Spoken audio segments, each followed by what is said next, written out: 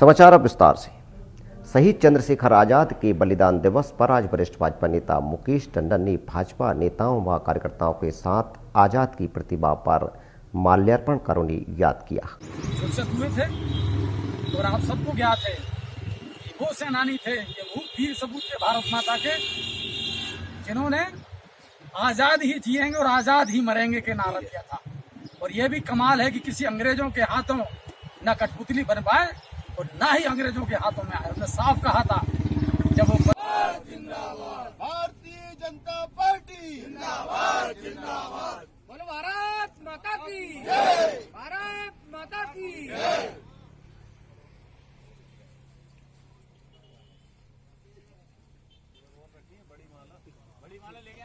जिन्होंने अल्प आयु में ही देश के लिए अपना जीवन निछावर कर दिया, ऐसे चंद्रशेखर आजाद को नमन करते हैं, उनसे प्रेरणा लेते हैं।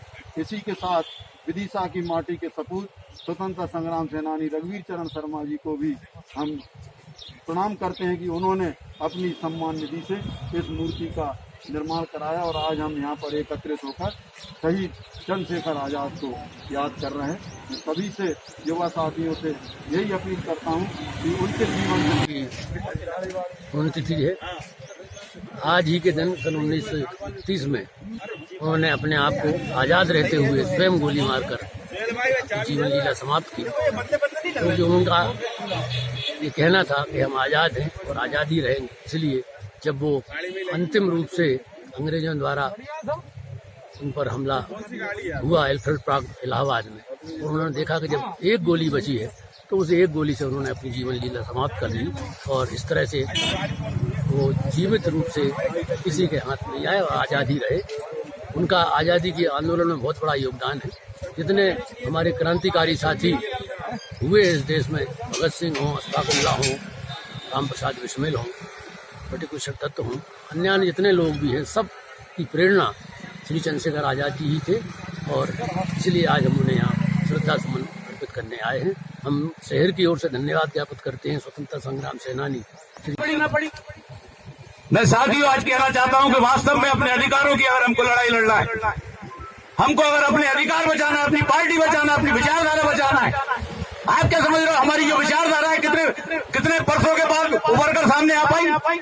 कौन सी विचारधारा ने हमारी विचारधारा को दबा के रखा? कौन सी विचारधारा थी वो?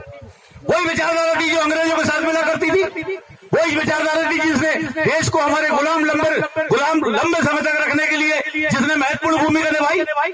उसी विचारधारा ने हमारी विचारधारा को जो है दबा के रखा। नरेंद्र मोदी और अमित शाह की जब विचारधारा आई, आज पूरे देश में, पूरी दुनिया में भारतीय जनता पार्टी का साम्राज्य स्थापित हो गया। इसके पहले क्या था? दीनदयाल जी, श्यामा प्रसाद जी मुखर्जी हमारे नेतृत्व किया करते थे, मगर श्यामा प्रसाद जी मुखर्जी और दीनदयाल जी की शहादत कर दी गई। किसने शहादत करी? वो हमेशा जो है अच्छी विचारधारा को दबाने का काम दुष्टों ने किया है। साथियों आज के स्तर पर हमको संकल्प लेने की आवश्यकता है। हमारी विचारधारा को, हमारी विचारधारा को या हमारी स्वतंत्रता को कोई भी गड़बड़ करने का प्रयास कियागा तो हमको भी चंद्रशेखर आजाद भगत सिंह बनने में कोई भी कभी नहीं छोड़ना चाहिए। हम भी चंद्रशेखर आजाद और भगत सिंह बनेंगे, मगर हमारी विचारधारा के साथ खिलवाड़ नहीं होने देंगे। आज के स्तर पर मैं सब साथियों से ये कहना चाहता हूँ, हमको इनसे प्रेरणा लेना चाहिए। आज हम आजाद हो गए, आजादी में किसी प्रकार की क्रांति की आवश्यकता नहीं है, मगर आजाद होने के बाद अगर गलत शक्तियां हमारे देश में हमारी विचारधारा के साथ खिलवाड़ करें तो उनसे लड़ने की आवश्यकता है, उनको मुंह तोड़ जवाब देने की आवश्यकता है। हम प्रेरणा लेके चंद्रशेखर आजाद और भगत सिंह जी ने अपने प्राणों की आहुति क्यों दी? आजादी जिए हैं आजादी मरेंगे, ऐसे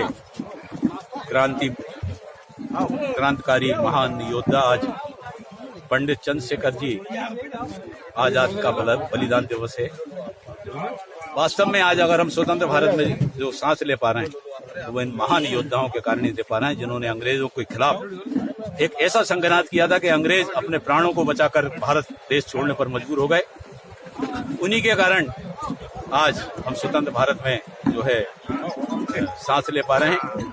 इस क्षेत्र को सौंदर्यीकरण की दृष्टि से डेवलप करके यहाँ पर गार्डन बनाया जाए, शानदार लाइट लगाई जाए। बलिदान दिवस के अवसर पर यही हम सब कार्यकर्ताओं ने तय किया है और आने वाले समय में ये जो है स्थान सौंदर्यीकरण की दृष्टि से बेहतर होगा।